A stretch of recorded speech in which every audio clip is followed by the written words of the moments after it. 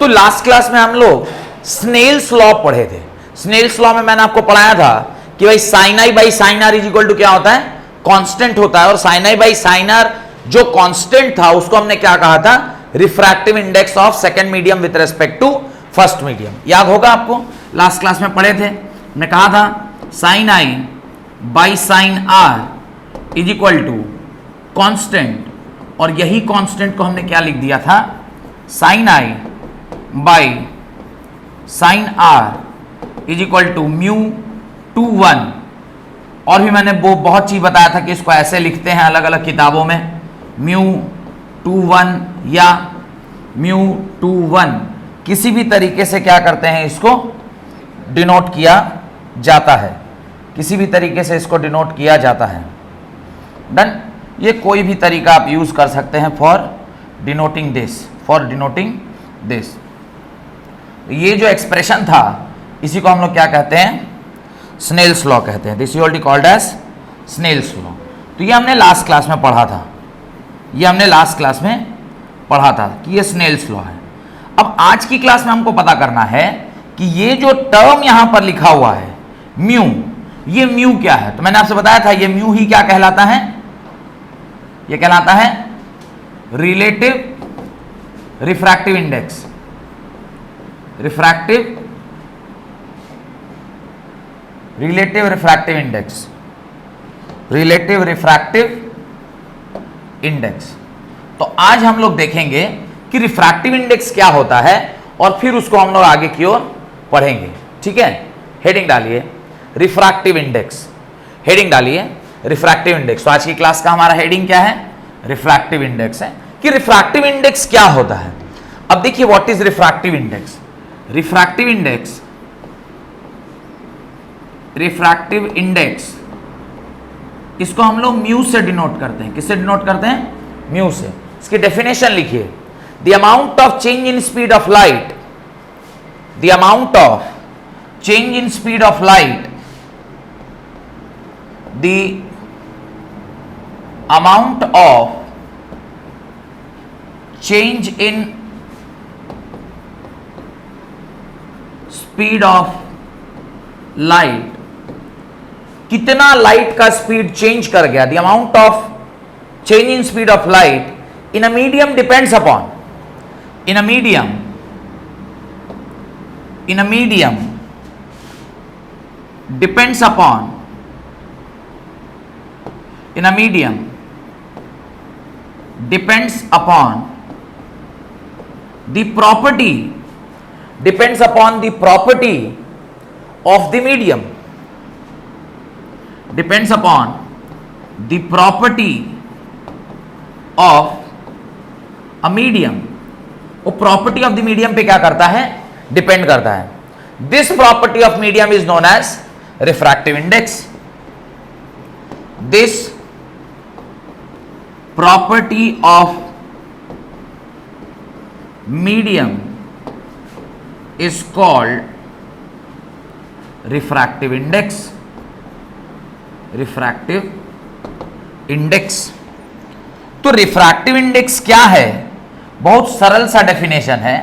कह रहा है किसी भी पर्टिकुलर मीडियम में कितना चेंज होगा speed of light, speed of light में कितना चेंजेस आएगा ये डिपेंड करता है, कितना चेंजेस आएगा ये डिपेंड करता है किसके ऊपर, वो प्रॉपर्टी का मीडियम के ऊपर। और वो जो प्रॉपर्टी है मीडियम का जिसके ऊपर ये डिपेंडेंट है कि कितना स्पीड ऑफ लाइट चेंज होगा, उसी को हम लोग क्या कहते हैं, रिफ्रैक्टिव इंडेक्स कहते हैं। Therefore right, refractive index is defined as the absolute refractive index, refractive index is defined as, therefore refractive index is defined as absolute refractive index, absolute refractive index, और दूसरा क्या तरीका है इसको डिफाइन करने का, रिलेटिव रिफ्रैक्टिव इंडेक्स। इसको दो तरीके से हम लोग डिफाइन करते हैं, एक है एब्सोल्यूट रिफ्रैक्टिव इंडेक्स और दूसरा है रिलेटिव रिफ्रैक्टिव इंडेक्स। डन। बढ़े आगे। अब हम लोग हेडिंग डालना चाहिए एब्सोल्यूट रिफ्रैक्टिव इंडेक्स। हेडिंग डालना चाहिए absolute refractive index. Absolute refractive index. What is absolute refractive index? जब आप किसी भी मीडियम का प्रॉपर्टी ऑफ मीडियम की वो स्पीड कितना चेंज करेगा, जब आप उसको वैक्यूम के रिस्पेक्ट में कंपेयर करते हैं, when you are comparing the speed change of the particular light in a medium with respect to what? Vacuum. Vacuum के साथ जब आप कंपेयर करते हैं तो उसको क्या बोलते हैं? एब्सोल्यूट बोलते हैं। तो लिखिए absolute refractive index of a medium is defined as absolute refractive index of a medium, absolute refractive index, absolute refractive index, absolute refractive index of a medium, absolute refractive index of a medium is defined as the ratio of, is defined as the ratio of speed of light in vacuum, the ratio of speed of light in vacuum, speed of light in vacuum by speed of light in medium, speed of light in medium। ये ratio है, किसका किसका ratio है? It is the ratio between the speed of light in vacuum by speed of light in medium. यानी n is equal to speed of light c by divided by v। n जो है वो किस तरह होगा? c by v, where c is where c is speed of light in vacuum, जो कि किसके बराबर होता है? C इज इक्वल टू होता है 3 into 10 raise to the power 8 metre पर सेकेंड के बराबर। अच्छा, कई बार किसी किसी जगह पर आप देखेंगे कि speed of light in vacuum के जगह पर यहां पे कुछ कुछ किताबों में एयर भी लिखा रहता है, तो आप एयर भी ले सकते हैं, उसमें कोई फर्क नहीं पड़ता है। क्यों ऐसा? क्योंकि जब आप speed of light in air लेंगे तो वो भी लगभग इसी के बराबर होता है, वो भी लिख लीजिए। Speed of light in air जो होता है वो इक्वल टू होता है 2.978 इंटू 10 रेज पावर 8 मीटर पर सेकेंड। तो आप देखिए दोनों का वैल्यू को ध्यान से देखिए, यह है 2.978 और यह है 3। मैं कह सकता हूं ना कि speed of light in air या speed of light in vacuum they are almost equal.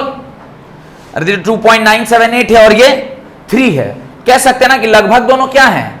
बराबर हैं। तो आप यहां पर speed of light in vacuum लें कि speed of light in air लें, बात दोनों का मतलब एक ही है। डन। दोनों क्या है? 100% सेम है, तो आप ये भी यूज कर सकते हैं। तो फॉर्मूला क्या होगा? फॉर्मूला याद रखना है, ये formula very important, n is equal to speed of light in vacuum by speed of light in a medium. Numerical solve करने के लिए ये वाला फॉर्मूला आपको क्या होना पड़ेगा? यूज करना पड़ेगा। डन। आगे बढ़े जाए आगे। अब देखिए, जब हम लोग एक स्टेप और आगे बढ़े तो एक चीज और हमें यहां समझ में आ रहा है कि जो आपका रिफ्रैक्टिव इंडेक्स था वो क्या था? c by v।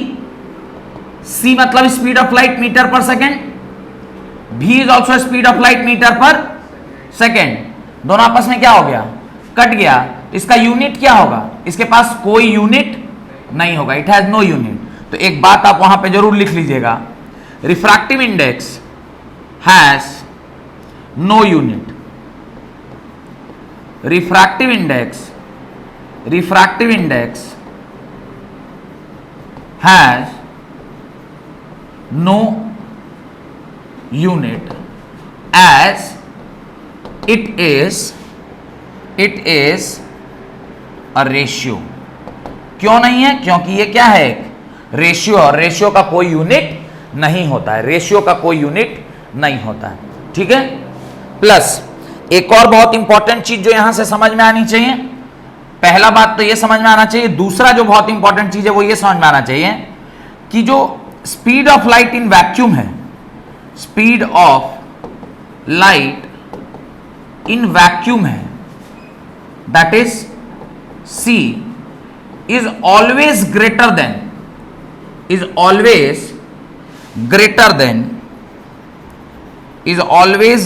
than what? The speed of light in medium, यानी c जो है वो ऑलवेज बड़ा होगा किससे?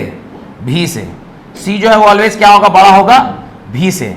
अब यहां से मुझे एक और चीज समझ में आना चाहिए, क्या? अगर c मेरा v से बड़ा है तो n क्या है? n क्या है? c by v। ऊपर वाला क्वांटिटी अगर नीचे वाले क्वांटिटी से बड़ा होगा तो क्या मैं एक चीज 100% कह सकता हूं कि n जो होगा वो ऑलवेज हमारा क्या होगा? ग्रेटर देन 1 होगा। तो ये एक बहुत इंपॉर्टेंट बात है, याद रखिएगा। रिफ्रैक्टिव इंडेक्स हमेशा क्या होना चाहिए? 1 से बड़ा होना चाहिए। कब? जब हम लोग उसको कंपेयर कर रहे हैं विथ रेस्पेक्ट टू वैक्यूम, क्योंकि वैक्यूम से जब आप कंपेयर कर रहे हैं तो ऊपर क्या है? Speed of light in vacuum, और नीचे क्या है? Speed of light in medium. नीचे हमेशा धीरे होगा, ऊपर हमेशा ज्यादा होगा। अगर ऊपर ज्यादा है नीचे कम है तो न्यूमरेटर बड़ा और डिनोमिनेटर छोटा, तो n का वैल्यू क्या हो गया? 1 से हमेशा बड़ा आएगा। तो ये कुछ बातें हैं जिसका ध्यान आपको क्या करना चाहिए? रखना चाहिए। डन? बढ़े आगे, लिख लिए यहां तक सब लोग? चलिए अब आगे देखिए, रिलेटिव, हेडिंग डालिए, relative refractive index of a medium, relative refractive index of a medium. Relative refractive index, अब जैसे ही शब्द रिलेटिव आ गया तो आपको यह समझ में आना चाहिए कि कहीं ना कहीं हमारे किसी ना किसी रिलेटिव का यहां पर क्या हो रहा है? जिक्र किया जा रहा है। चाहे चाचा का जिक्र हो रहा हो, कि मामा का जिक्र हो रहा हो, कि नाना जी का हो रहा हो, कि दादाजी का हो रहा हो। क्लियर? क्या बोले? जैसे ही रिलेटिव शब्द आ जाए मतलब आपको क्या समझ में आना चाहिए कि कहीं ना कहीं आपके किसी ना किसी रिलेटिव का यहां पर क्या हो रहा है? जिक्र किया जा रहा है। रिलेटिव को वहां पर जरूर लाना है। कौन कौन रिलेटिव हो सकता है? चाचा होगा, या दादाजी होंगे, या मामा जी होंगे, नाना जी भी हो सकते हैं। कोई भी एक रिलेटिव को आपको यहां पर लेके आना है। तो आप किसको लेके आइएगा? चाचा जी को, आप नाना जी को। तो रिलेटिव शब्द जहां लगेगा वहां पर आपको किसी ना किसी एक रिश्तेदार को लाना है, चाहे चाचा हो, नाना हो, मामा हो, दादा हो, किसी एक को। तो आप चाचा को ला रहे हैं, और आप ये बुक का रिलेटिव समझाए थे ना क्या होता है? क्या समझाए थे रिलेटिव? हट बेहुदा, अरे रिलेटिव बताए थे ना, कंपैरिजन करते हैं, एक बॉडी का दूसरे बॉडी के रेस्पेक्ट में कंपेयर किया जाता है, उसको रिलेटिव बोलते हैं। बड़ा रिश्तेदार होगा, दादाजी चाचा जी को लेकर आ रहा है गधा सब। Relative refractive index of a medium, relative refractive index. अब देखिए रिलेटिव रिफ्रैक्टिव इंडेक्स क्या होता है, ध्यान से देखिए। What is relative? कह रहा है चाचा को लेके आएंगे, एगो कह रहा है दादाजी को लेके आएंगे। n/1 का मतलब होता है refractive index of second medium with respect to refractive index of first medium. n/1 क्या है? तो पहले इसको लिख लेते हैं। What is n/1? n/1 is, this is refractive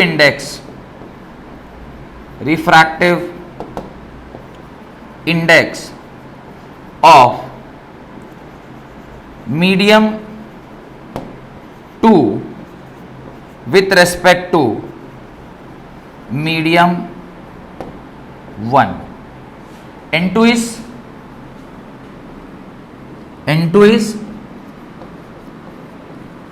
refractive index of medium 2, और n1 is refractive index of medium 1।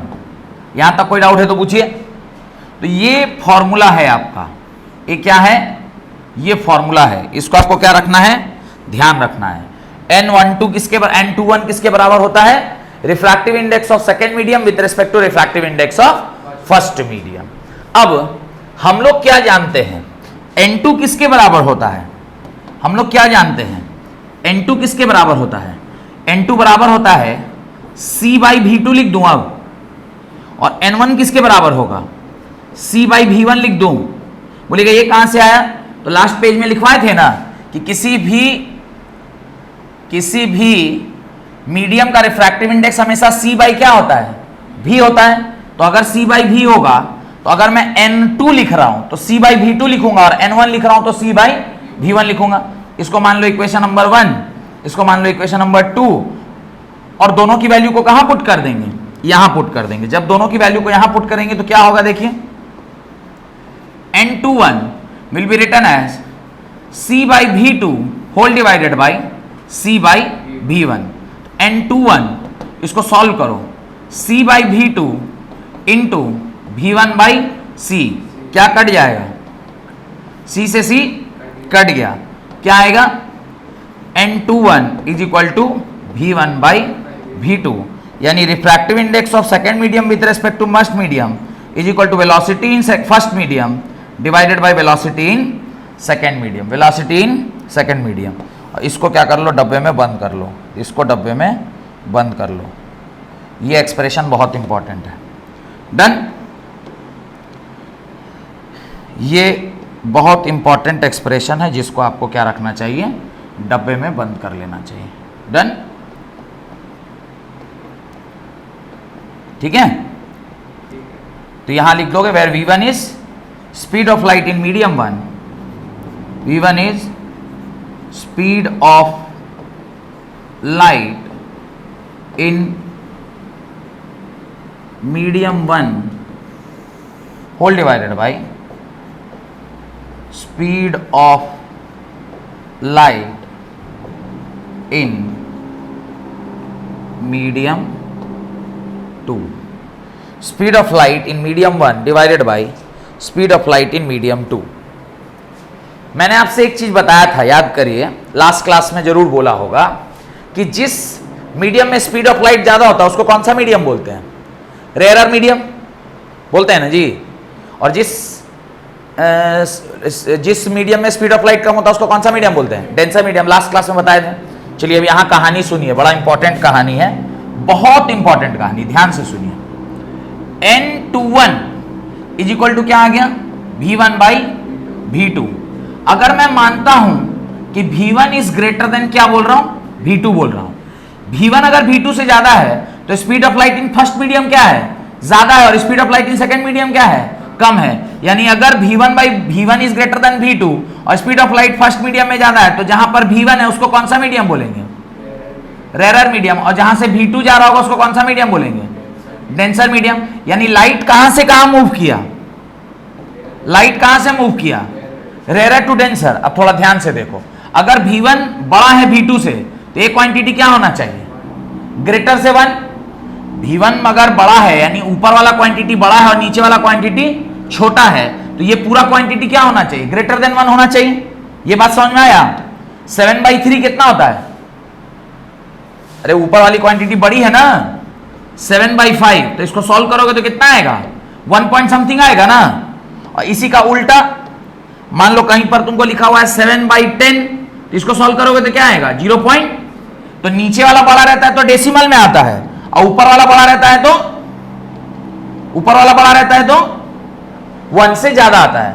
N21 में V1 है ग्रेटर देन दिस, N21 अगर ग्रेटर देन 1 है तो N21 किसके बराबर है, sine I by sine R के बराबर। ये भी क्वांटिटी किसके बराबर हो जाएगा, ग्रेटर देन 1। तो कह सकते हैं क्या कि साइन I जो है वो किससे बड़ा हो गया, साइन R हो गया, ये भी इससे बड़ा होगा। तो क्या मैं कैसा कह सकता हूं कि एंगल I जो है वो क्या होगा, एंगल R से क्या हो जाएगा, बड़ा हो जाएगा। अब अगर एंगल I यानी incident angle is greater than reflected angle, इसका मतलब क्या है, इसका क्या मतलब है, इसका मतलब है अगर ऐसा है तो इसका क्या मतलब है, ये अगर मेरा सरफेस है और इस पर लाइट आकर क्या हो रहा है, इंसिडेंट हो रहा है, ये आपका क्या है, नॉर्मल है। ये अगर रेयर मीडियम है और ये अगर डेंसर मीडियम है तो ये एंगल क्या है, आई है। लाइट जब कभी भी रेयर टू डेंसर जाता है उसके साथ क्या होता है, it bends towards the normal. तो ये क्या हो जाएगा, it will bend towards the normal, और टुवर्ड्स द नॉर्मल होगा तो ये एंगल छोटा हो गया। यहां पे आप क्या समझ में आया कि एंगल आई जो है वो क्या हो गया, बड़ा है एंगल आर से। यानी जो हमने कहा था कि अगर वेलोसिटी क्या है, रेयर मीडियम से, अगर वेलोसिटी रेयर मीडियम में ज्यादा है और डेंसर मीडियम में कम है तो आपका जो n21 का वैल्यू होगा वो क्या होना चाहिए, 1 से बड़ा होना चाहिए।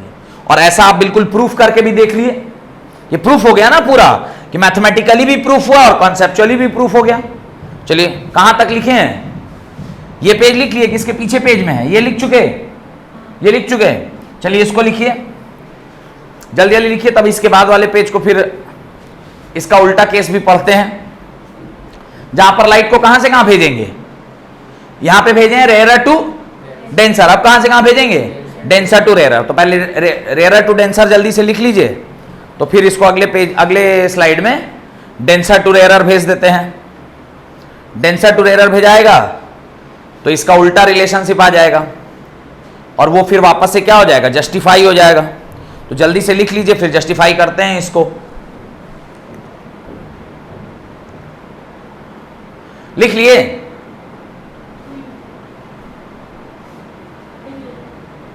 लिखे, बढ़े आगे। चलिए अब देखिए, अब एक सेकंड केस पढ़ना है, इसी का दूसरा केस है। क्या है इसका दूसरा केस, हम लोग कह रहे हैं कि जो आपका n21 है वो तो वही होता है v1 बाई v2 के बराबर। अगर v1 और ये v2 है और मैं कह रहा हूं कि इस बार क्या है, v1 छोटा है v2 से, तो जहां पर स्पीड ऑफ लाइट कम, मतलब वो कौन सा मीडियम, डेंसर मीडियम, और जहां स्पीड ऑफ लाइट ज्यादा वो कौन सा मीडियम, रेयर मीडियम। कोई दिक्कत, यानी लाइट कहां से कहां जा रही है, लाइट जा रही है denser to rare, light is moving from denser to rare. Denser to rare में अगर v2 बड़ा है, यानी इस बार कौन बड़ा है, डिनोमिनेटर की न्यूमरेटर, डिनोमिनेटर, डिनोमिनेटर बड़ा है तो ये वैल्यू क्या हो जाएगा, 1 से छोटा हो गया। अगर ये वैल्यू 1 से छोटा हो गया तो आपका n21 ये भी क्या हो जाएगा, 1 से।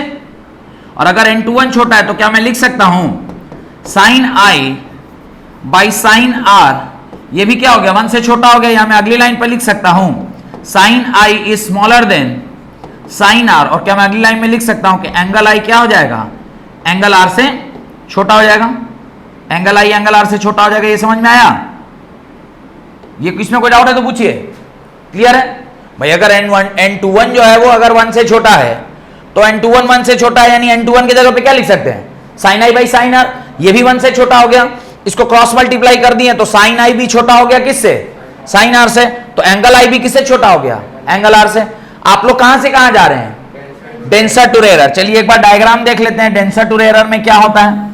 ये आपका सरफेस है, आप ये आपका इंसिडेंट लाइट है। You are moving from which medium to which medium, denser to rare. और जब डेंसर टू रेयर आप मूव करते हैं तो आपके साथ क्या होता है, आपका light away from the normal और towards the normal, away from the normal. तो आप कुछ ऐसा जाते हैं और अगर ऐसा जाएंगे तो आपका एंगल आर है, क्लियरली दिखाई दे रहा है कि एंगल आर जो है वो क्या है, बड़ा है एंगल आई से, है ना। तो जब कभी भी लाइट डेंसर टू रेयर जाएगी तो एंगल आई से क्या होता है, बड़ा होता है। वही हमने यहां पर भी लिखा है कि एंगल आर जो है वो एंगल आई से क्या है, बड़ा है। और ऐसा तब होता है जब, ऐसा तब होता है जब n2 क्या होगा, n21 जो है वो 1 से छोटा होगा। तो याद रखिएगा, जब जब लाइट रे डेंसर टू रेयर जा रही है तो n21 1 से छोटा होगा, और जब जब लाइट रे रेयर टू डेंसर गई है n21 क्या होगा, 1 से बड़ा होगा। ये दो बातें आप कंक्लूड कर लीजिए कि ऐसा होता है। और ये जो मैंने पेज पर लिखा है इसको आप क्या कर लीजिए, उतार लीजिए। इसको आप अपनी कॉपी में उतार लीजिए, ठीक है।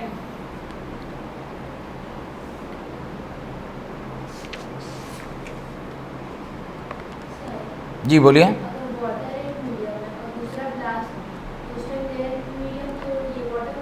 हाँ, और नीचे ग्लास है तो ग्लास डेंसर हो जाएगा, उसका वैल्यू आपको तो पता नहीं रहेगा, पर हम लोग एक अनुमान लगा सकते हैं कि ये इसका मीडियम ऐसा होता है, ठीक है।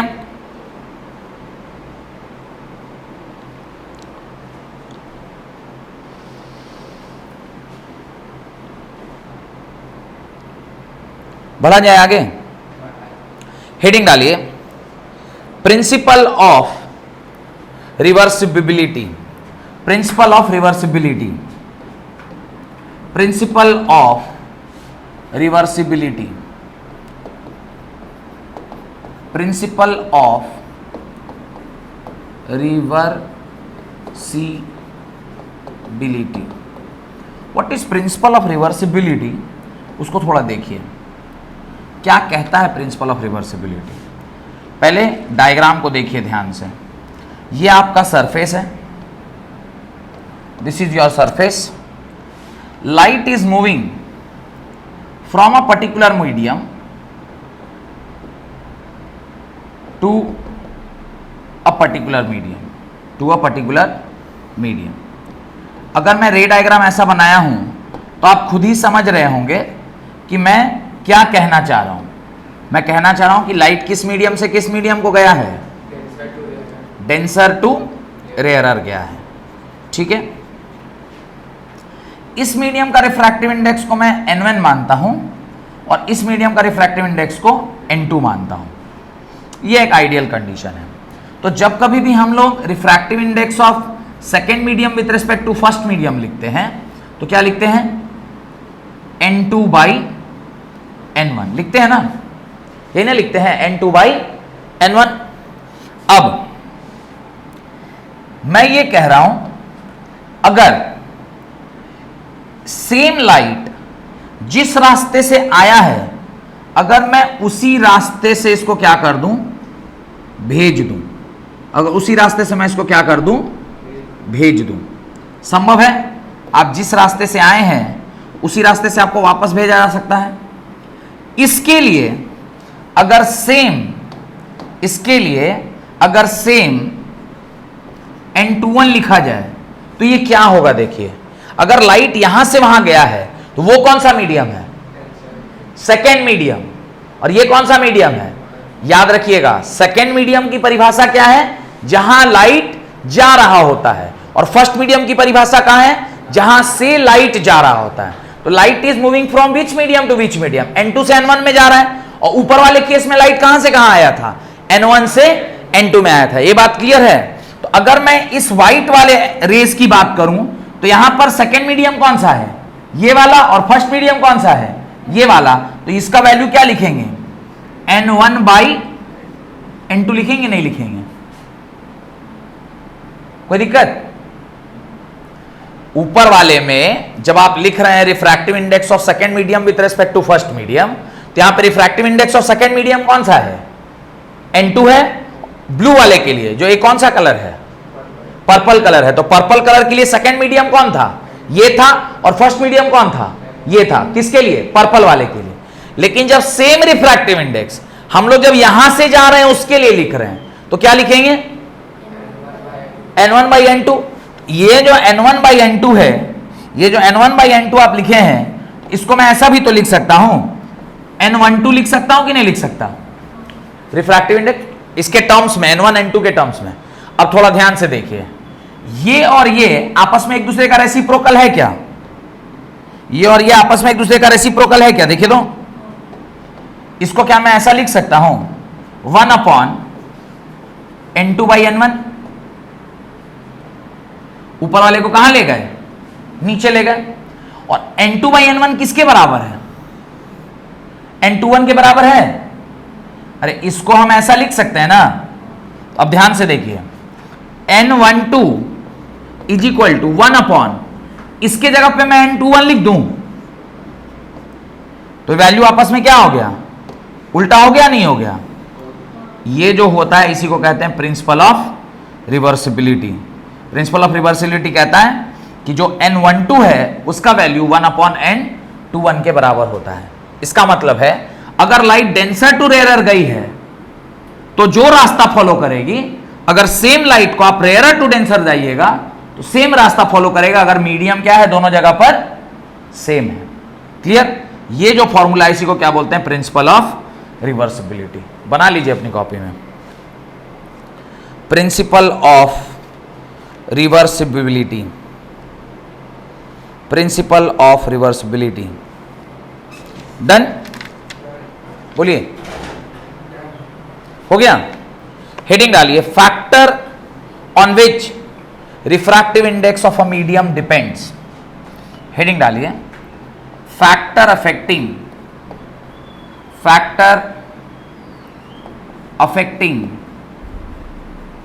refractive index of a medium, refractive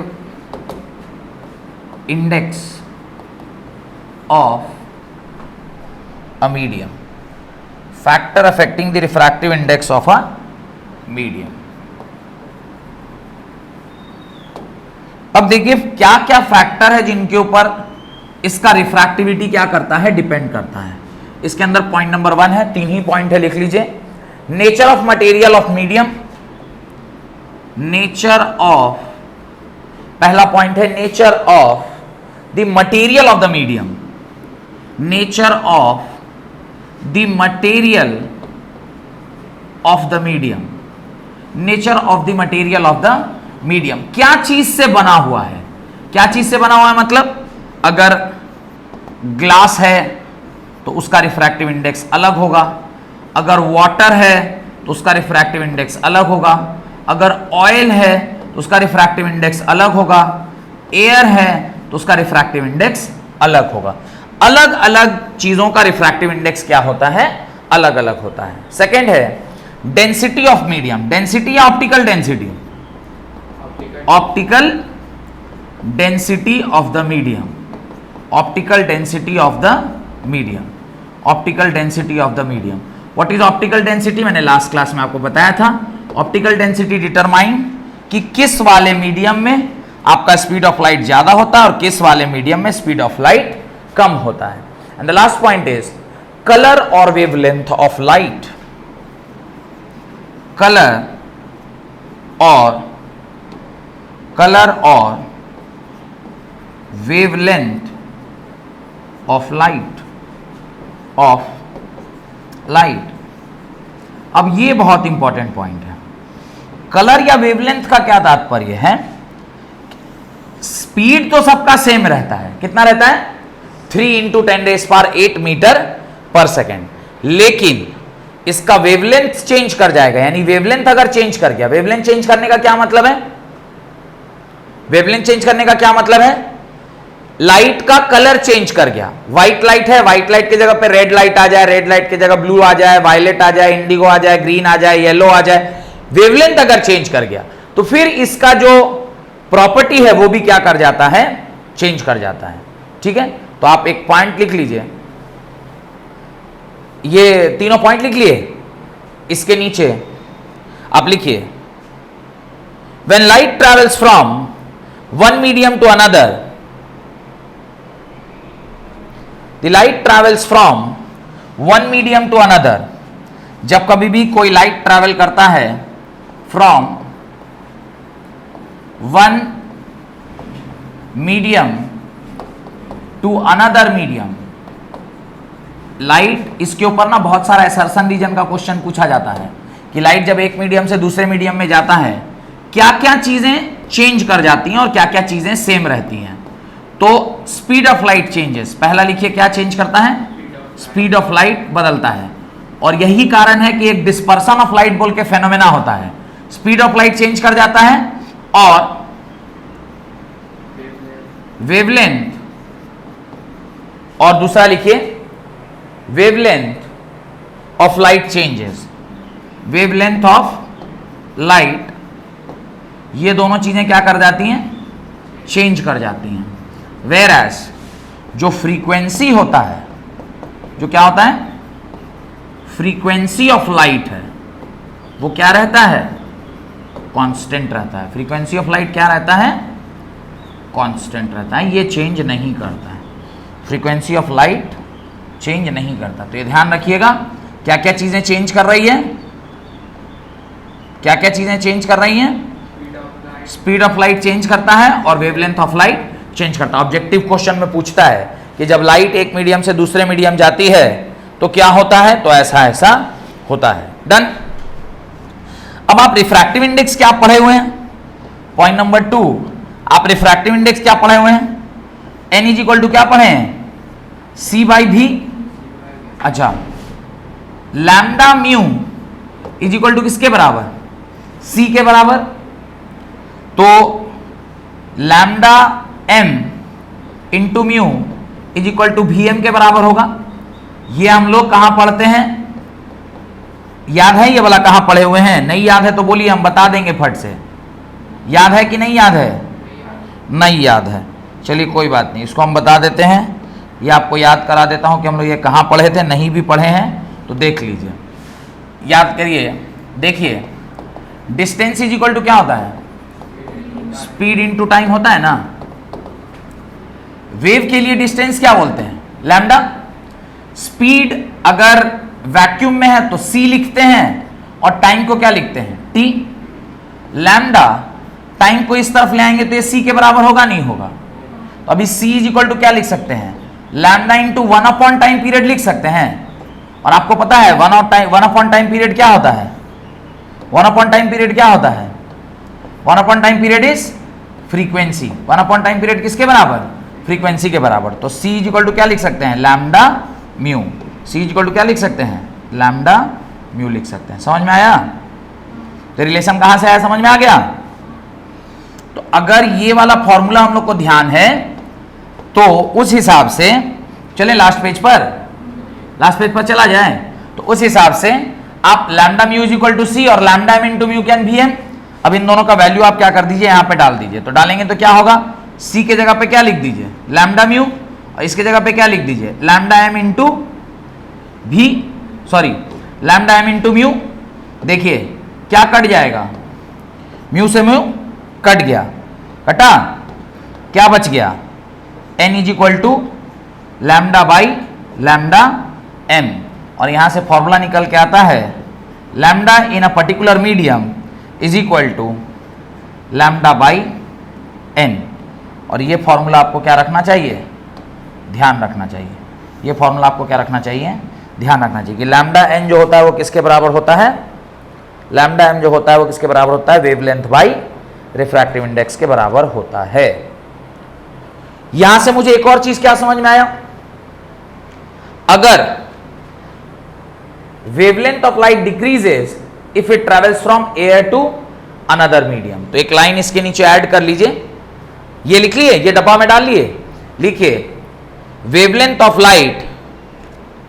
अच्छा वो भी सेल्फ एक्सप्लेनेटरी है, ये वाला लिख लिए है, यहां तक लिख लिए। अब देखिए ये तो आपका डेरिवेशन हो गया, एक और स्लाइड देख लेते हैं। अब आपने क्या फॉर्मूला लिखा है, lambda M is equal to what, lambda by N. याद करिए आज की क्लास में लिखा था कि एन जो होता है वो हमेशा 1 से क्या होता है, बड़ा होता है।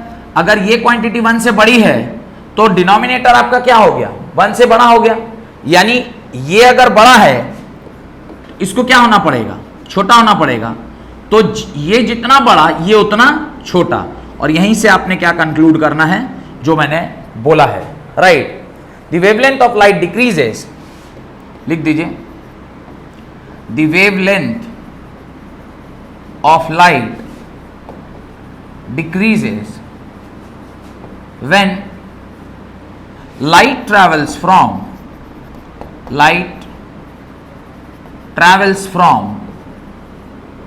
air to another medium, air से अगर कोई दूसरा मीडियम में जाएगा तो लाइट क्या होगा, तो लैम्डा क्या करेगा, लैम्डा विल डिक्रीज। और एयर मतलब रेयरर मीडियम, और एनी अदर मटेरियल जैसे ग्लास हो गया, वाटर हो गया, ऑयल हो गया, कहीं भी जाएगा तो ये क्या हो जाएगा, डेंसर मीडियम, तो लैम्डा क्या कर जाएगा, डिक्रीज कर जाएगा। डन, कोई दिक्कत? तो यहां तक रखते हैं। अगले क्लास में इससे रिलेटेड हम लोग क्या करेंगे, न्यूमेरिकल सॉल्व करेंगे, और उसके बाद फिर हम लोग refraction through a glass slab और फिर लेंस, और उसके बाद ये चैप्टर क्या हो जाएगा, खत्म हो जाएगा। तो अगला टॉपिक है refraction through a glass slab. तो कल के क्लास में हम लोग न्यूमेरिकल करेंगे इससे रिलेटेड, और फिर उसके अगले क्लास में refraction through a glass slab, फिर लेंस स्टार्ट होगा। लेंस मेरे ख्याल से 3-4 दिन चलेगा, और उसके बाद ये चैप्टर क्या हो जाएगा, खत्म हो जाएगा। बहुत बहुत धन्यवाद आज का लेक्चर अटेंड करने के लिए।